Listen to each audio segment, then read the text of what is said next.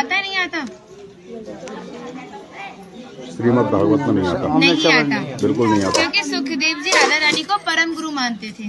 जब राधा रानी का नाम ही श्रीमद् भागवत जी में नहीं दिया तो विवाह का उल्लेख कैसे हो सकता है? लेकिन श्रीमद् भागवत जी को छोड़ के 12 ग्रंथ ऐसे हैं जो हमारी लाडली जी के विवाह का उल्लेख करते हैं। लेकिन जिस भांडीर वट के नीचे आप खड़े हो, इसका श्रीमद् भागवत जी के 10वें स्कंद के 18वें अध्याय में 22वां श्लोक कि बृहंतो बाहि मानस्य 4 यंत्रस्य गोदनम भांडीरकम नाम बटम जम्बू कृष्णम प्रोग्राम, यानी वृक्ष द्वापर युग में बहुत विशाल था, 4 योजनों में फैला हुआ था। इसकी जो सीमा थी वो 15 किलोमीटर में थी, तो इसको पंचकोशीय वृक्ष के नाम से भी जानते थे। कान्हा जी इन्हीं की शाखाओं पर चढ़ के यमुना मैया को आर पार किया करते थे।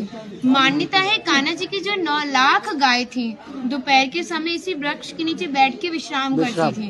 तो माताएं जो भी माखन, मिर्ची, रोटी इत्यादि प्रसादों में रख देती थी, सभी ग्वाल वाल एकत्रित होकर दोपहर का भोजन करते थे। और भांडीर वन में सबसे बड़ा विशेष पर इसी प्रसादी का बताया गया है, क्योंकि आप कभी किसी विवाह में जाते हैं तो बिना अन्न प्रसादी के नहीं आते। आप तो लाडली जी के विवाह स्थल ही आए हो। यहाँ पर जो दुर्वासा मुनि थे, जो दूब घास होती है उसी का रसपान करते थे। ब्रज की गोपियों ने इसी वट वृक्ष के नीचे उनको 56 प्रकार के व्यंजन खिलाए थे। यहाँ पर राधा कृष्ण में मल्ल युद्ध हुआ था, उसमें ये तय था कि जो भी हारेगा उसको भंडारा करना होगा। तो जब हमारे कान्हा जी हार गए थे तो ग्वाल वालों के साथ मिलके यहाँ पे भंडारा किया, उसी के नाम पर इसका नाम भांडीर वन पड़ा। यहाँ पर ब्राह्मण पत्नियों ने भी कान्हा जी को भोजन प्रसादी खिलाई है, और ठाकुर जी ने ब्रजवासियों से ये टुकड़े मांग के पाए थे, तभी नाम दिया था इसका मधुकरी। मांग के पाना मतलब मधुकरी। तभी शास्त्रों में ब्रजवासियों को अपना हृदय बताया और कहा कि जब तक ब्रजवासी की कृपा नहीं होगी, ठाकुर जी की कृपा बहुत दूर की बात है। यानी सर्वप्रथम ब्रजवासी की कृपा होना बहुत जरूरी है, जब ही हमारे ठाकुर जी हमारे ऊपर कृपा करते हैं। हमारी राधा रानी ने स्कंद पुराण में इस स्थान के बारे में ये कहा था कि जो भी गुप्त वृंदावन आएगा वो मोक्ष को प्राप्त होगा। यानी भांडीर वन को ही उन्होंने गुप्त वृंदावन कह के संबोधित किया।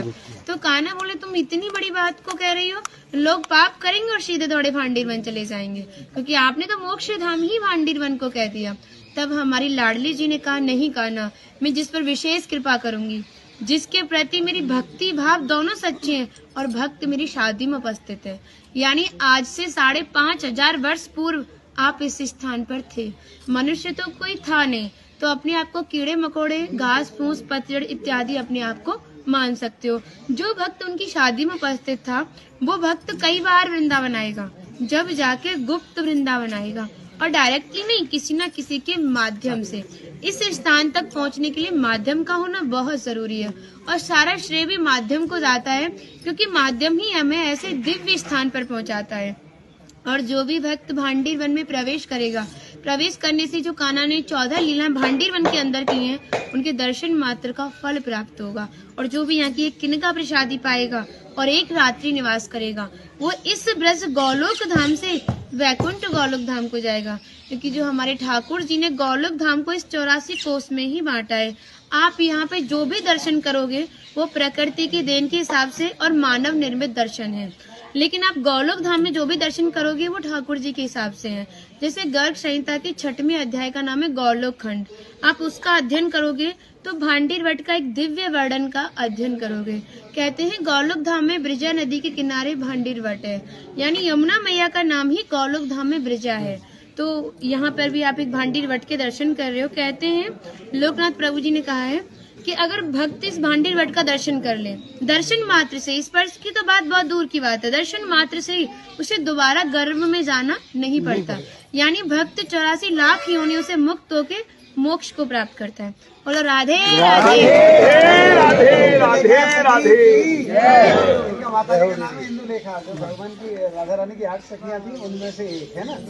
और मन नहीं कर रहा कितनी तारीफ करे, वो है नहीं इसलिए बोल नहीं रही, कृपा कारण स्टार्ट कर दिया।